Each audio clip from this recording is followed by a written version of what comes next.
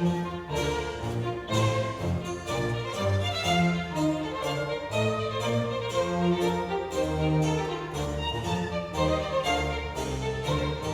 there, cats and kittens. You've curled up to the Classic English Literature Podcast, as sweet and nourishing as a saucer of fresh cream. Thanks for lapping it up. We're still milling about here in Restoration England. The merry monarch, Charles II, the return of the sun, sits perched upon his throne with a wig to make Brian May weep with envy. And all is right with the world, isn't it? Isn't it? Well, no, clearly it isn't, since I'm asking the question. One only interrogates happiness when one feels it to be inauthentic. Oscar Wilde would have said that with much more pith. No, though the turmoil of the previous decades has largely subsided and the lemon-sucking Puritans have been given their cards culturally, still there lurks some resentment and fear and suspicion. The king's exuberance and indulgence will lead this country down the path of destruction, say all those who did not receive invitations to the most fashionable parties. John Bunyan, a Roundhead veteran and tinker from Bedford who found God after his marriage, he had evidently misplaced God in the garrison towns during his military service, during which, by his own admission, his life was a raucous round of sex, drugs, rock and roll, speed, weed, and birth control. Well, after his marriage, he took to the preaching trade, and like many reformed fun people, began inveighing against the pleasures he had so wickedly indulged. We'll take a look at his most famous work, called The Pilgrim's Progress, in today's show. First published in 1678, it is sometimes a candidate for the first novel in English, and it takes the form of an allegory. The story follows the progress of a pilgrim, cunningly named Christian, as he journeys toward the celestial city. Now, I want to confess that I had not actually read The Pilgrim's Progress until preparing for this episode. And that was mostly because I had a prejudice against what I was sure would be a puritanical screed. Turns out I was right. Well, mostly. It really is Puritan down to its socks, but despite its cocksure and rather inflexible theology, the book has a rather ambiguous and ambivalent relationship with its own form and genre. Now, there's some disagreement about when exactly Bunyan began composing this masterwork, but all agree it was during one of his frequent stays in prison. You see, John Bunyan was no ordinary Puritan who, grumbled a bit at the way things were with these Anglicans, but mostly got on with it. Oh, no. Bunyan was a red-blooded, red-pilled nonconformist, would not abide any accommodation with the high church. Consequently, he spent the first 12 years of Charles II's reign in one of His Majesty's penal institutions, 'cause he wouldn't give up preaching. Now, during this stretch in chokey, Bunyan wrote his spiritual autobiography called Grace Abounding to the Chief of Sinners. The Chief of Sinners. Interesting, isn't it, how these professionally humble God-botherers just love to wallow pridefully in their own disgusting pasts. 4 years later, he did another 6 months for not learning his lesson, and it's probably during this little sabbatical that The Pilgrim's Progress from this world to that which is to come came to its completion. The book became a real smash, bestseller. Now, by some reckonings, it was the most read book in English apart from the Bible itself. Its separatist attitude made it particularly popular among the English colonists in New England. It's a quirk of history that this once most radical and seditious of stories later became a staple of children's literature, particularly in America. Louisa May Alcott's Little Women and Mark Twain's The Adventures of Huckleberry Finn both testify to its ubiquity in the lives of children. Huck gives it a rather flippant review, saying of the books he discovers in the Grangerford home, quote, one was Pilgrim's Progress about a man that left his family. Didn't say why.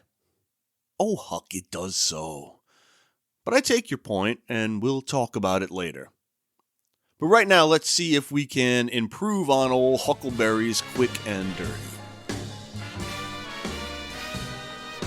The narrator begins by telling us of his wandering through the world's wilderness and how, weary, he lays down to sleep and dreams a dream. Not the hazy, disjointed kind, but the sort that feels like it's trying to tell you something. A man named Christian wakes up with a problem. He lives in a place called the City of Destruction, and he's been reading a strange book which has convinced him that judgment is coming. For him, for his family, for everyone around him. The truth of it hits him so hard that it becomes a literal burden on his back. He can't shake it, can't get comfortable. And worse, no one else seems to care. Womp womp. He's got to get out of there to save himself from the coming destruction. His wife and kids think he's totally lost it. Why leave home, comfort, routine for some unknown city called Celestial and an invisible king? But then comes a guy named Evangelist who offers direction. There's a narrow wicket gate ahead, he says, a small, hard-to-spot way that leads to life. Other paths may look easier, even friendlier, but they'll only take you so far before they drop you off a cliff. The way is narrow and it's hard, but it's the only one that leads to the Celestial City. Well, with that, Christian runs. He doesn't walk, he runs, burden and all, straight toward the wicket gate. People shout after him, mocking him. A couple do try to join him, but they give up immediately when things get rough. He nearly gets stuck in the swampy slough of despond, weighed down by his burden, his depression and desperation. But he's given help by a helpful fella named Help. Reaching the gate, he's told to visit someone called Interpreter. Now, inside Interpreter's house, Christian is shown strange and symbolic sights. Lessons in patience, warnings about legalism, visions of what it takes to stay faithful. It's not a pep talk. This is a reckoning. And then comes the moment everything changes. A hill, a cross, and a tomb. Christian reaches the cross, and the burden that's crushed him for so long, it breaks loose. It rolls right down the hill, disappears into the tomb. He's finally free. Angels meet him there with robes of righteousness and a scroll, his passport to the Celestial City. But the road doesn't get easier. He passes other travelers asleep by the side of the road or trying to skip the hard parts. He climbs the hill of difficulty, gets rest and teaching at a place called House Beautiful, and hears about a pilgrim ahead whose name is Faithful. In the Valley of Humiliation, he's attacked by a monstrous being called Apollyon. The two fight brutally, and Christian nearly dies, but he finds his strength in Scripture, and the beast flees. Then comes the Valley of the Shadow of Death, full of dread and false doctrine, scattered with the bones of pilgrims who didn't make it. Christian pushes through, though, and he finally catches up with Faithful. Together, they reach a city called Vanity, where a never-ending fair sells every distraction the world can offer. The pilgrims refuse to buy, and the town doesn't take it well. Faithful is arrested, tortured, and martyred. Christian is spared, but not without scars. A young man named Hopeful, inspired by Faithful's witness, joins Christian, and the two keep walking side by side, asking questions, encouraging one another. But eventually, even they lose their way. A pleasant-looking meadow tempts them off the path, and it ends badly. They're captured by the giant Despair and imprisoned in Doubting Castle, where they're beaten and starved. All seems lost until Christian remembers the key he's carried all along, a key called promise, and with it, they escape. The rest of the road is long, hard, and full of encounters with pilgrims of every sort, some sincere, some self-deceived, but at last they reach the river. No bridge, just the water between them and the celestial city. Christian crosses, and on the far bank he's greeted with trumpets and light and joy.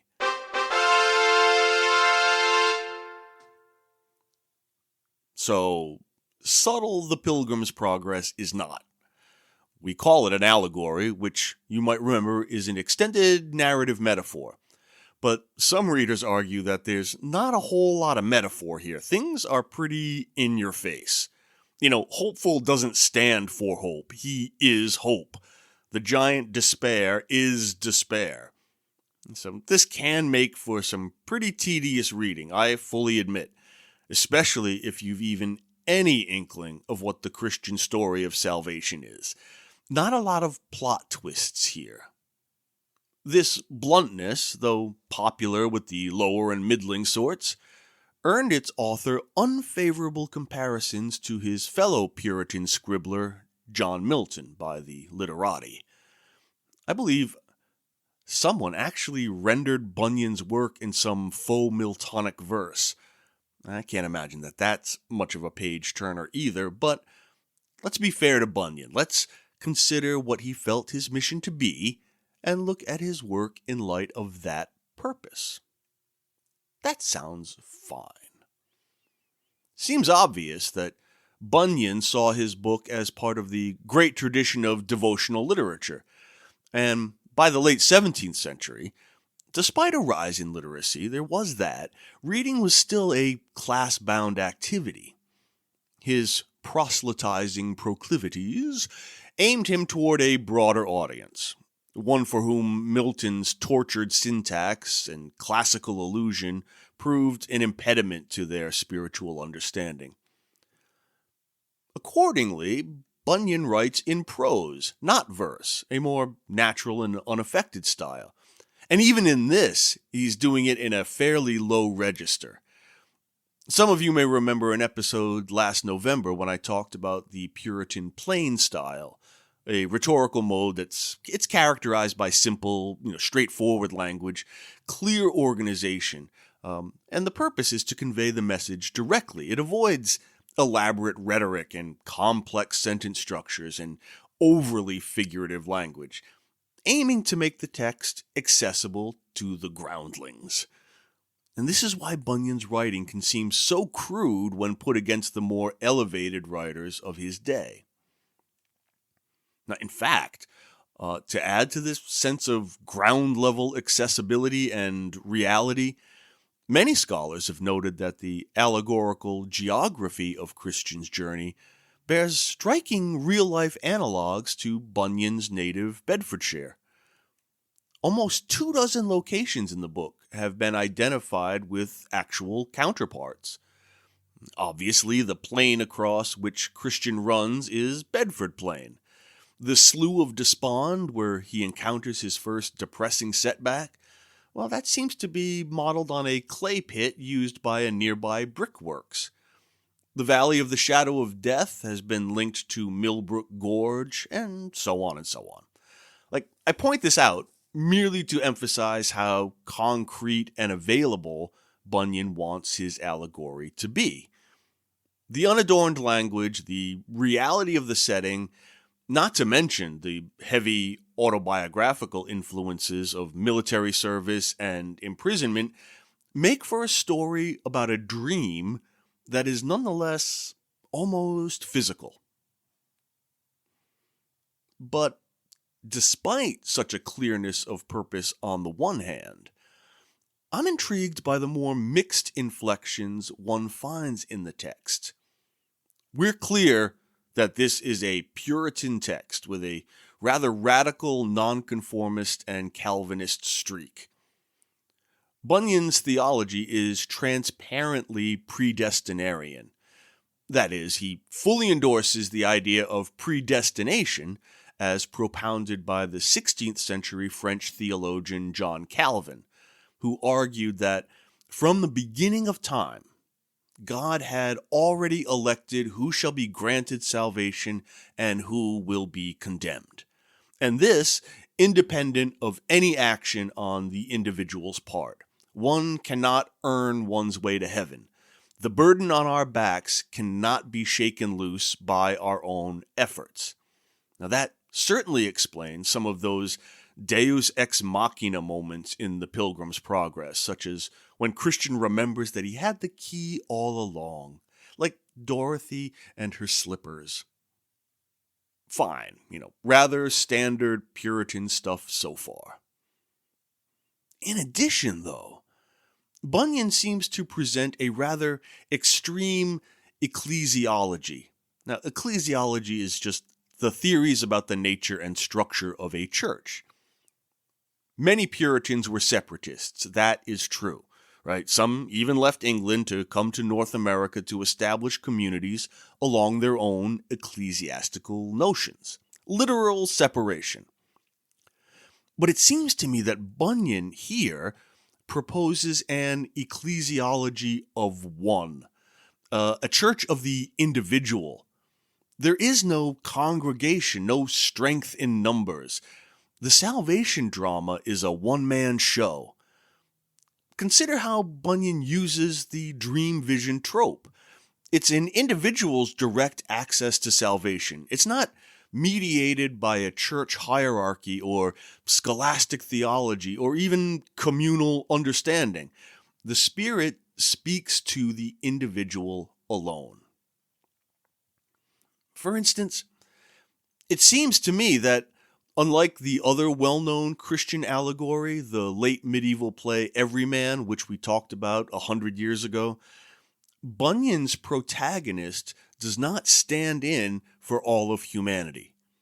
Christian is an individual, distinctly a-human, not humanity. The narrator describes things peculiar to a single man, his wife, his children, the way he sleeps, and so on. Perhaps common enough attributes, but somehow they seem to bespeak a particular person and not an archetype. I use the term in a colloquial sense.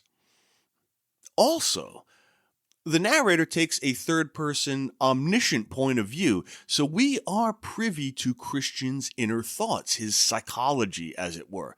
We get information about his moods, fears, and anxieties that seem to indicate a particular individual's experience.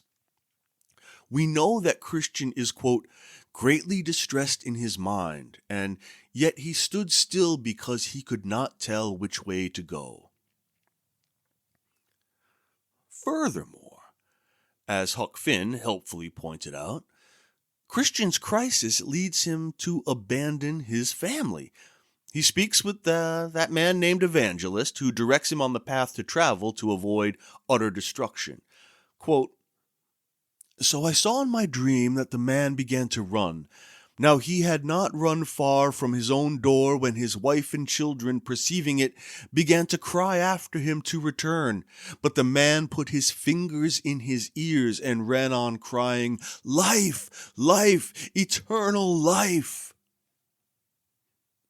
Hardly seems the act of a communally minded churchgoer. No soft Good Samaritan twaddle here, every soul for itself. It's a radically nonconformist view of salvation, one that really reduces the implications of Martin Luther's sola fide doctrine down to its very essence. This is the demi-glace of soteriology. There are, of course, there are biblical warrants for this interpretation, but it still strikes me as ruthlessly selfish. I should note, in all fairness again, that there is a less famous part 2 to the Pilgrim's Progress in which Christian's wife and kids repent of letting him fly off on his own and they embark on their own pilgrimage to the celestial city. The happy ending. Anyway, I had also been curious about all the people Christian meets with along the way, especially the good ones. Why are they hanging out along the Pilgrim Road instead of hightailing it to the celestial city?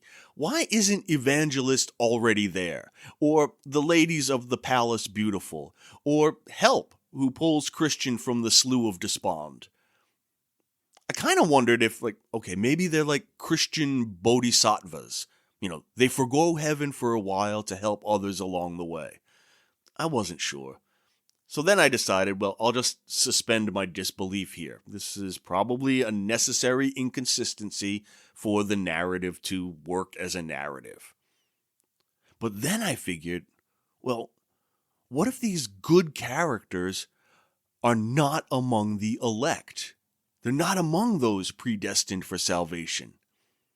Now that was kind of a disturbing thought, because if so, Bunyan's theology is so strict that even the virtuous are liable to damnation through no fault of their own, that Bunyan's God is indifferent and capricious. In fact, the book seems to indicate that only good people suffer. When Christian panics in the river before the celestial city, Hopeful calms him by quoting the Psalms. He says, quote, "Then said Hopeful, my brother, you have quite forgot the text where it is said of the wicked, there are no bands in their death, but their strength is firm. They are not troubled as other men, neither are they plagued like other men." So God only torments the good? I'm struck by the fact, too, that Christians' two major traveling companions are Faithful and Hopeful. The first is martyred in Vanity Fair, and the second enters the celestial city after fording the river. But as I said a second ago, faith seems to bring much misery and uncertainty. Think of the man in the iron cage and his despair that Christian meets back in Interpreter's House. The traveling companions are obviously representations of two of the cardinal virtues, faith and hope. Conspicuous by its general absence, I'll say, in this Christian allegory is charity, the third and most important virtue, according to St. Paul. Now, she does appear as one of the maidens at the castle, but mostly to chastise Christian for leaving his family. She doesn't accompany him as do faith and hope. Now, isn't that curious? Love, caritas, does not feature in the journey. So does Bunyan envision a deity who is not necessarily loving?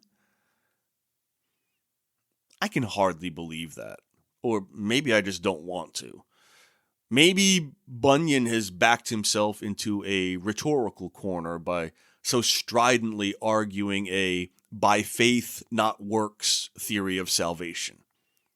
One can't help but notice the virulent anti-Catholicism of the Pilgrim's Progress. The position of the Roman Catholic Church is, of course, that it's through both faith and good works that one ascends to heaven. But Lutheran and Calvinist Protestantism utterly deny the role of works. They see it as an argument that fallen humanity can somehow deserve or earn salvation. Most listeners will be familiar with a strain of anti-Catholic sentiment in much English culture during the early modern period, ever since Henry VIII decided to let his own little scepter do the ruling. But Bunyan the Puritan is writing against the backdrop of an anti-Catholic panic that will result in the deaths of 22 men and forever forbid a Catholic from ascending the English throne. So, picture it. It's the autumn of 1678. England has found itself gripped by a tale of Catholic conspirators, Jesuit assassins, and a plan to murder King Charles II. The teller's name is Titus Oates, a failed Anglican priest with a feverish imagination and a lust for glory. Oates claimed he had uncovered a vast Catholic conspiracy to overthrow the Protestant monarchy.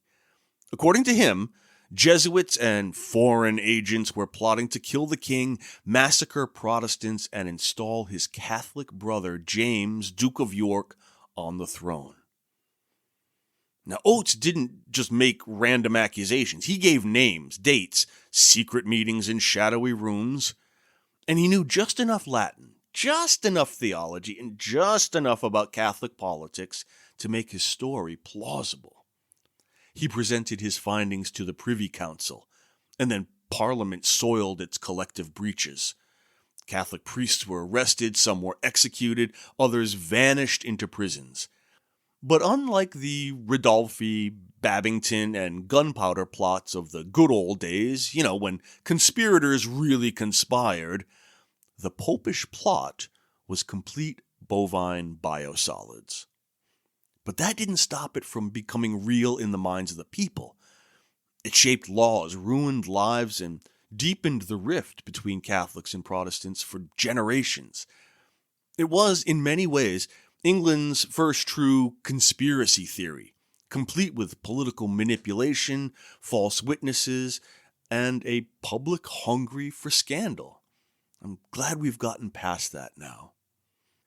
In such a febrile cultural climate, any dormant loathing for Catholics is bound to wake up, and it is not awoken gently. After Christian passes through the valley of the shadow of death, he meets the giants Pagan and Pope. Quote, "I espied a little before me a cave where two giants, Pope and Pagan, dwelt in old time, by whose power and tyranny the men whose bones, blood, ashes, etc. lay there were cruelly put to death.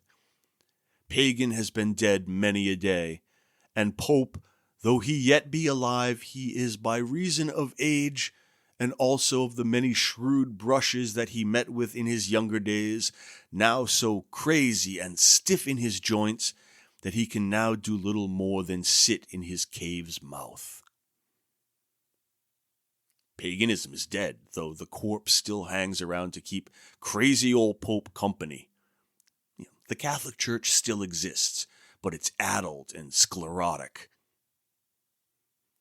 At the fair in Vanity, Bunyan recounts for us all the wonderful wares each nation has on offer to sell. Quote, "Houses, lands, trades, places, honors, preferments, titles, countries, kingdoms, lusts, pleasures, and delights of all sorts, as harlots, wives, husbands, children, masters, servants, lives, blood, bodies, souls, silver, gold, pearls, precious stones, and what not.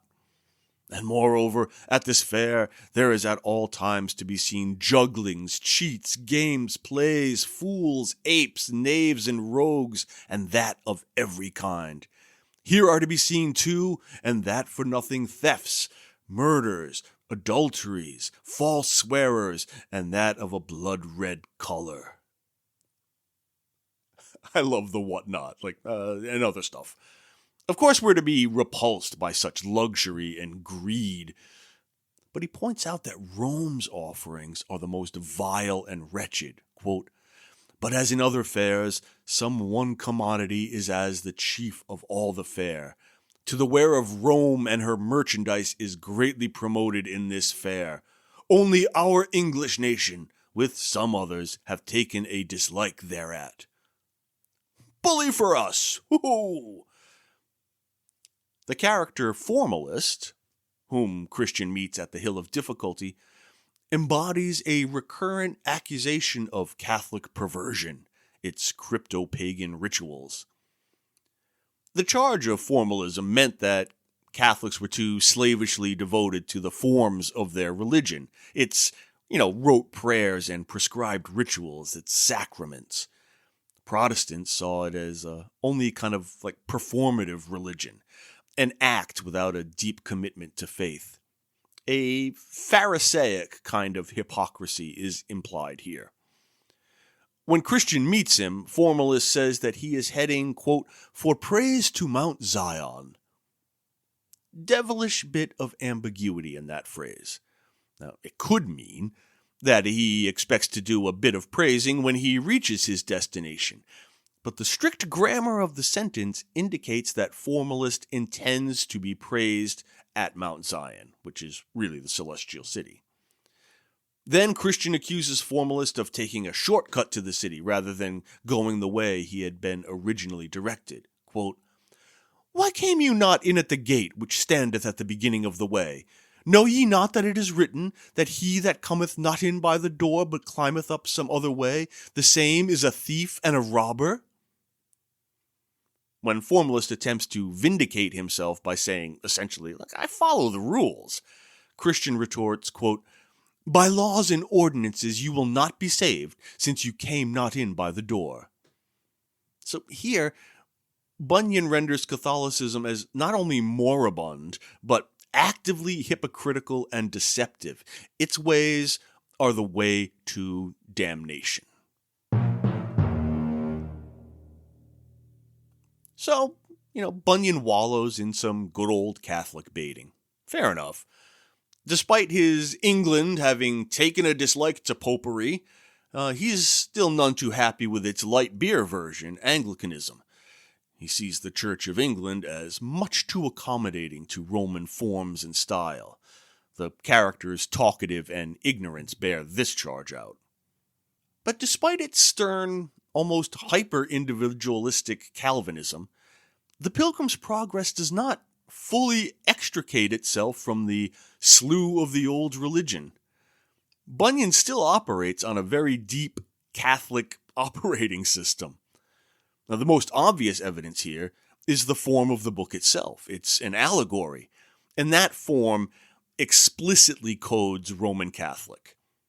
Additionally, it's an allegory of pilgrimage, a metaphor for the believer's life on earth that dominated the Catholic imagination going back at least to St. Augustine of Hippo in the early 5th century.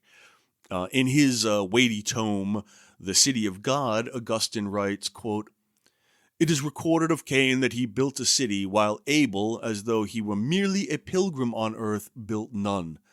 For the true city of the saints is in heaven, though here on earth it produces citizens in whom it wanders as on a pilgrimage through time, looking for the kingdom of eternity."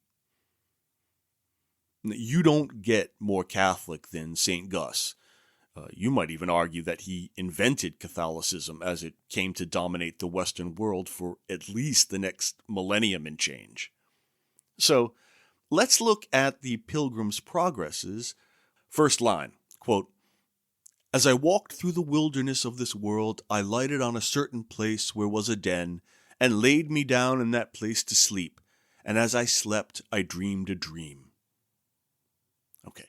Any reasonably well-read listener immediately recalls Dante's famous opening to his Divine Comedy, his vision of the afterlife written in the early 1300s. Quote, "Midway upon the journey of our life, I found myself within a forest dark, for the straightforward pathway had been lost." So influential is Dante's version of our posthumous existence that many of its descriptions have become our culture's de facto beliefs about the afterlife. It is as Catholic as St. Augustine, St. Thomas Aquinas, and Fish on Friday. And Bunyan basically cribs its first line. Of course, we've discussed several allegories on the potty, like the vision of Piers Plowman from about the 1380s or so. While we're right here, let's look at some early lines in William Langland's poem. Quote, "I was weary with wandering, and went me to rest under a broad bank by a brook's side, and as I lay and leaned over and looked into the waters, I fell into a sleep, for it sounded so merry. Then began I to dream a marvelous dream that I was in a wilderness." Huh, would you look at that?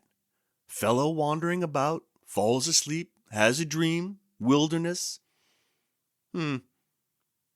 Okay, yes, Piers Plowman is heavily influenced by that reformist group called the Lollards, whose critiques of the Catholic Church would find their way into the Protestant Reformation. But my point is that Bunyan is actively, consciously working within a tradition that is deeply imbricated with Catholicism, its tropes and its assumptions. So, The Pilgrim's Progress is an odd sort of book.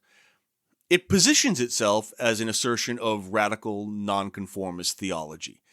It argues that salvation is determined by a faith in one's predestination, and that the law, as put forth by Judaism, and works, as proposed by Catholicism, both conceptions, by the way, that allow for human choice and agency, they're irrelevant at least, damnable at worst.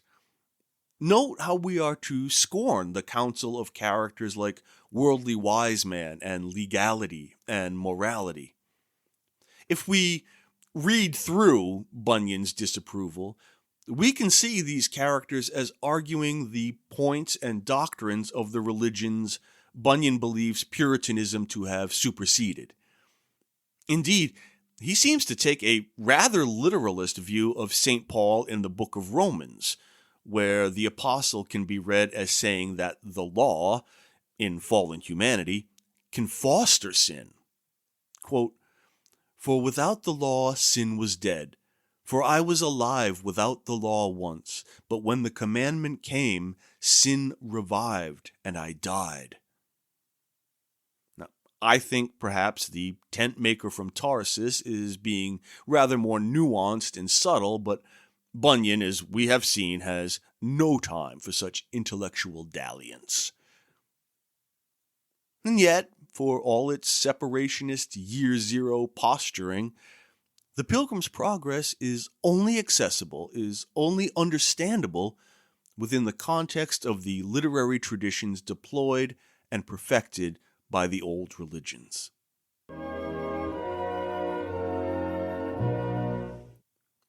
Well, that's all for today, gang. Hope you had a swell time. Remember, this is a listener-supported endeavor, so please consider making a modest financial contribution.